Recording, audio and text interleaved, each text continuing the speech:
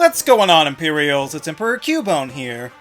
Besides the battle screen and staring down a Nurse Joy, one of the most common sights in any Pokemon game is the bag. Rifling through dozens of knickknacks to try and find that one useful treasure to help you on your journey. There are, of course, your regular items, which have been divided up further over time, like separating out Pokeballs and medical supplies. The TMs have long been their own thing, but then there's also the space reserved for key items. These items can neither be bought nor sold, they simply are. Once you receive them, they are yours forever, which sometimes can be great, but other times leaves you wondering how you can get rid of it. So let's go through each generation and see what some of their worst key items were, and see if we can't offer some improvements. Starting in Gen 1, we obviously get such classics as the bike and the town map, staples that remain to this day. My personal favorite key item introduced in Gen 1 is probably the Sylph Scope. It's just such a cool idea to invent a machine to see what you otherwise can't, and it's so specific that it deserves its key status. But speaking of keys, that is my biggest problem. You've got the lift key, the card key, and the secret key all taking up separate space in the bag. I know they're called key items, but that doesn't mean that every third one has to be a literal key. And this problem isn't even exclusive to Gen 1. They let you have a few key items for just a short time, like Oak's Parcel at the beginning, or the Golden Teeth in the Safari Zone. So why not make the keys consumed once you plug them into their useful slots? I mean, just have the elevators or whatever open to full time now, or just defeat a boss for it to happen or something. The worst one to me is probably the secret key on Cinnabar Island to unlock the gym. First of all, Blaine should be doing his job, but if not, then a single cutscene of him at the bottom of the Pokemon Mansion would do. He could be reflecting on the mistakes that led to the creation of Mewtwo, and then escort you back to the now open gym. I don't see the need for another single-use key item slot waste. I mean, come on, at least the Pokeflute got to be used twice. Generation 2 carried over many key items, but also added a handful more, such as the items to summon the legendary Pokemon. But my personal favorite would have to be the Mystery Egg key item that you take to Mr. Pokemon. Mystery Pokemon? Eh? Which is then gifted to you and hatched into Togepi. It's hard to beat free Pokemon.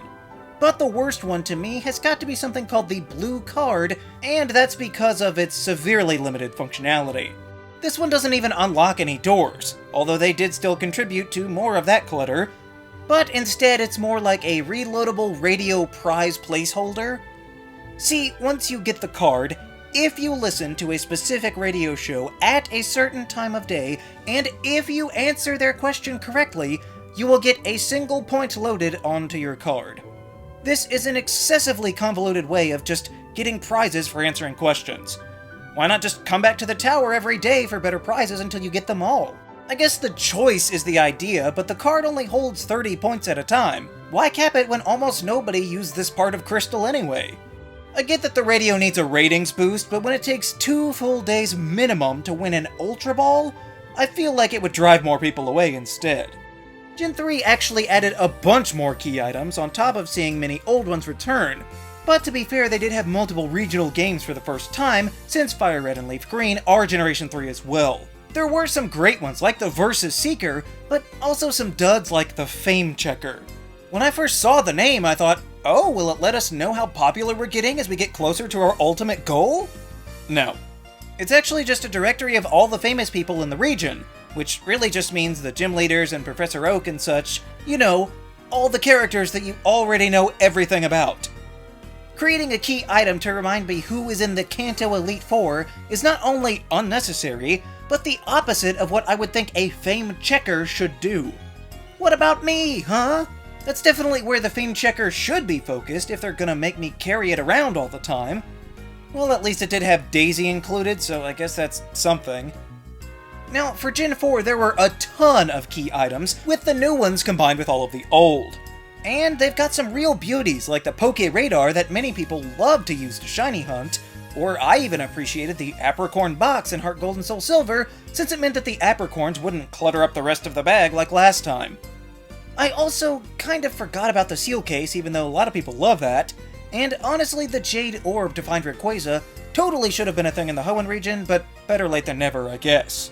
However, one I didn't even remember existing was the key item called GB Sounds.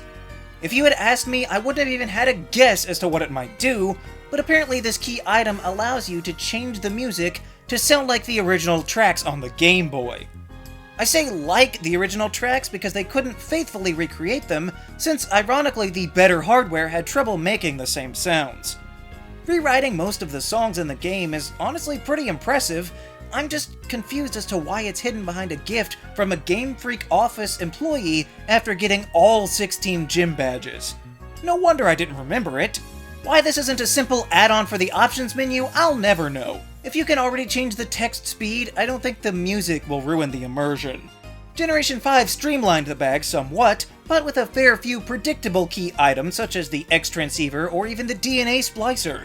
There were also some ridiculous one-offs that seem redundant, like the Colress Machin, which I can only assume is short for machine, that breaks after only one use. Why could we not just use the secret potion of games past? It's too predictable.